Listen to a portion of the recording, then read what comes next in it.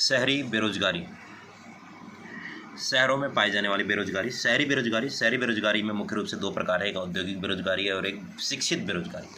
औद्योगिक और शिक्षित बेरोजगारी, शहरी बेरोजगारी के अंदर दो बेरोजगारी, औद्योगिक बेरोजगारी और शिक्षित बेरोजगारी। औद्योगिक और शिक्षित बेरोजगारी। औद्योगिक बेरोजगारी क्या होती है? जो औद्योगिक क्षेत्र के अंदर जो बेरोजगारी पाई जाती है उसे औद्योगिक बेरोजगारी कहा जाता है। जो औद्योगिक क्षेत्रों के अंदर बेरोजगारी पाई जाती है वो औद्योगिक बेरोजगारी कहलाती है। औद्योगिक क्षेत्र के अंदर बेरोजगारी क्यों उत्पन्न होती है?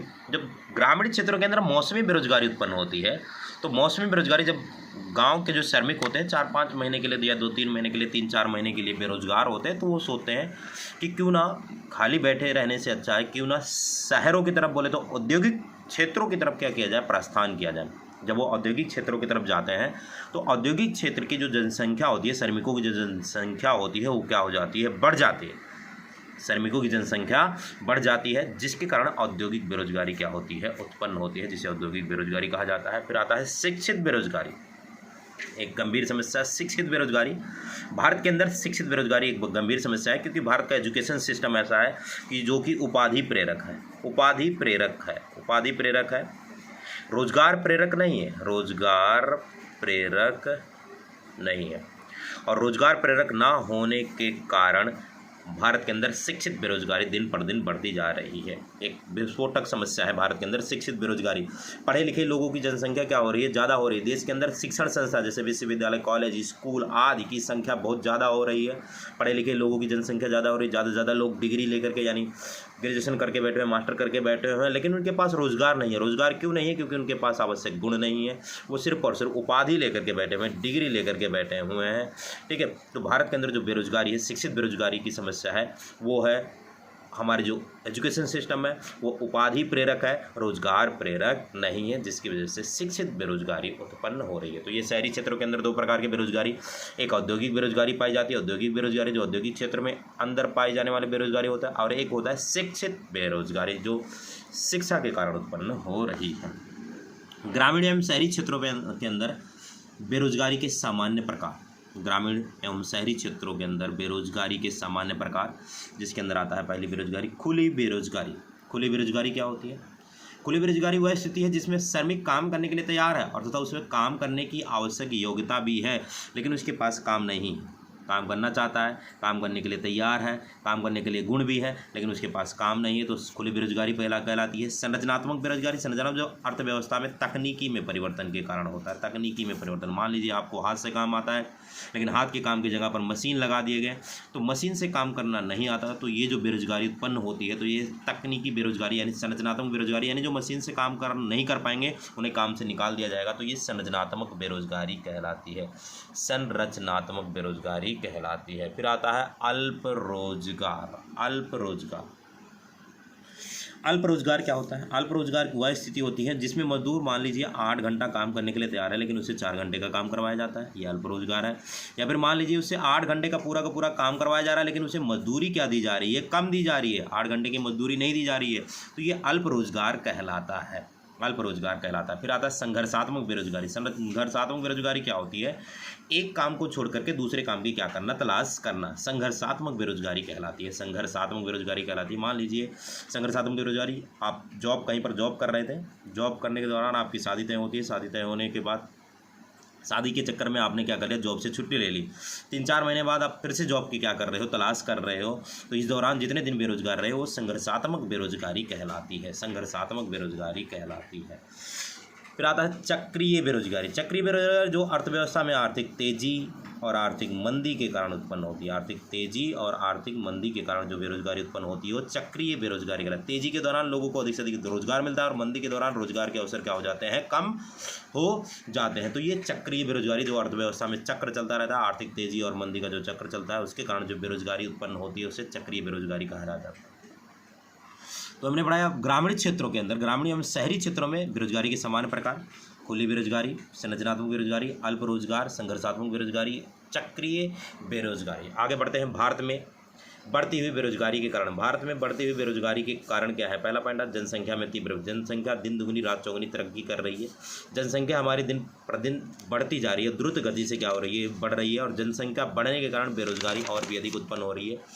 कृषि एक मौसमी व्यवसाय, भारत के अंदर कृषि एक मौसमी व्यवसाय, यानी खेतों के अंदर कुछ समय के लिए काम मिलता है, कुछ समय के लिए क्या हो जाता है? काम खत्म हो जाता है, जिसके कारण खेत में काम करने वाले मजदूर क्या हो जाते हैं? बेरोजगार हो जाते हैं। तो कृषि एक मौसमी व्यवसाय है।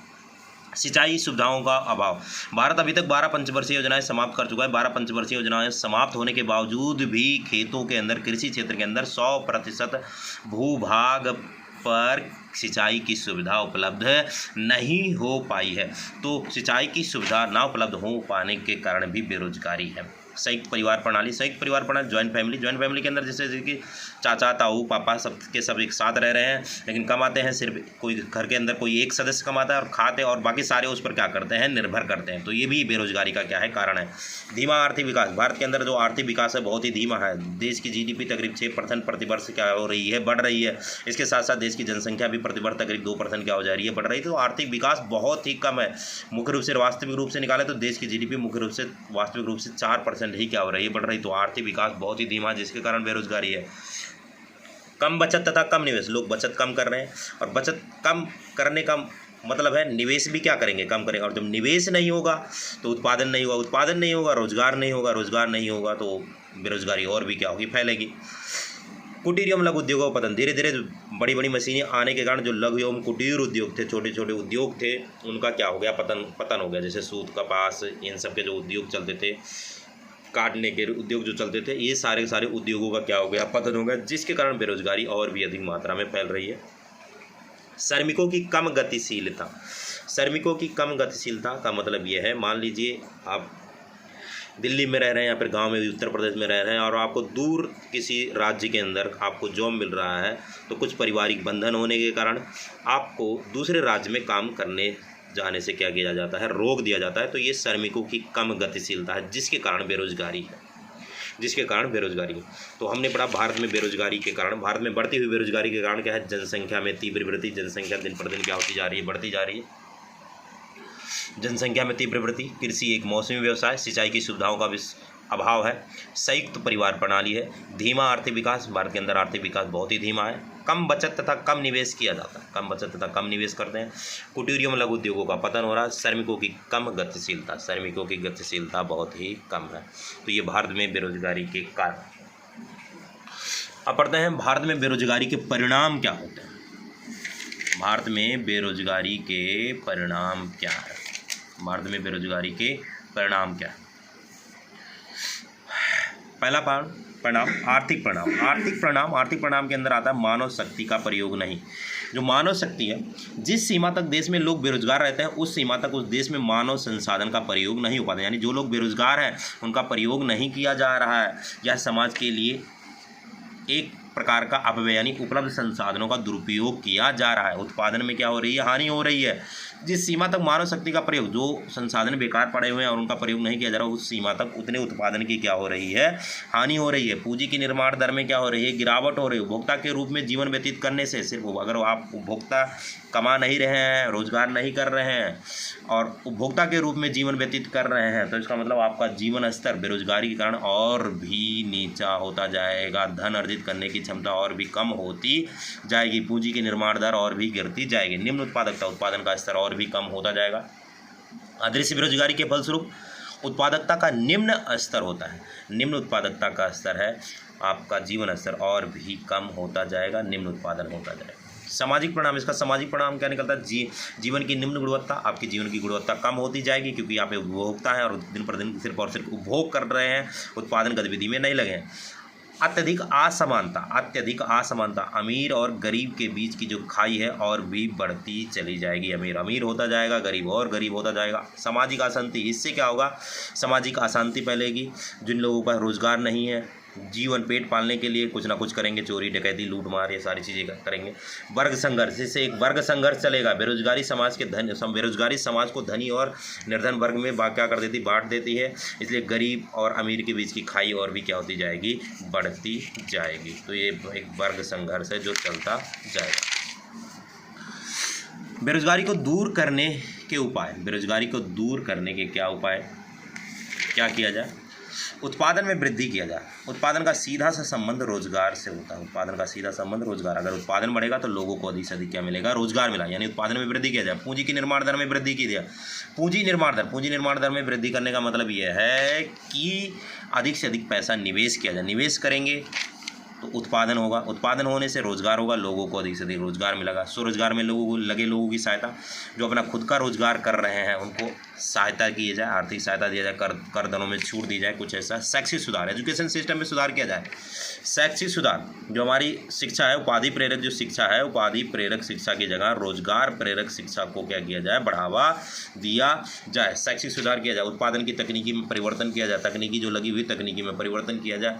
श्रम प्रधान, पूंजी प्रधान तकनीकी की जगह श्रम प्रधान तकनीकी लगाया जाए ताकि लोगों को अधिक से अधिक रोजगार मिले। सहकारी उद्योग लगाया जाए। सहकारी उद्योग, इसमें सरकार मिल करके उद्योग लगाती है लोगों के साथ। यहाँ पर एक एग्जांपल है, किसी गांव के अंदर 500 लोग बेरोजगार पड़े, 600 लोग बेरोजगार थे, उसमें से हर एक व्यक्ति से 500 रुपये लेकर के 3 लाख रुपए क्या किए गए? इकट्ठा किए गए। इन 3 लाख रुपए में गवर्नमेंट ने अपनी तरफ से कुछ पैसे मिला करके एक उद्योग की शुरुआत की, और उस उद्योग के अंदर, उस फैक्ट्री के अंदर इन 600 मजदूरों को क्या दिया गया? रोजगार दिया गया। तो ये सहकारी उद्योग है। ये क्या है? सहकारी उद्योग। इससे रोजगार का अवसर बढ़ेगा। योजनाओं में रोजगार कार्यक्रमों का महत्व दिया जाना। जो पंचवर्षीय योजनाएं चलती हैं, पंचवर्षीय योजनाओं में रोजगार कार्यक्रमों को महत्व दिया जाना चाहिए। ऐसे योजनाएं शुरू की जाएं जिससे लोगों को अधिक से अधिक रोजगार उपलब्ध हो, लोगों को अधिक से अधिक रोजगार मिले। तो ये हमने पढ़ा बेरोजगारी दूर करने के उपाय। बेरोजगारी को कैसे दूर किया जाए? उत्पादन को बढ़ा करके, पूंजी निर्माण की ऊंची दर करके, स्वरोजगार में लगे लोगों की सहायता करके, शैक्षिक सुधार करके, उत्पादन की तकनीकी में परिवर्तन करके, सहकारी उद्योग लगा करके, और योजनाओं में रोजगार कार्यक्रमों को महत्व दे करके बेरोजगारी को दूर किया जा सकता है।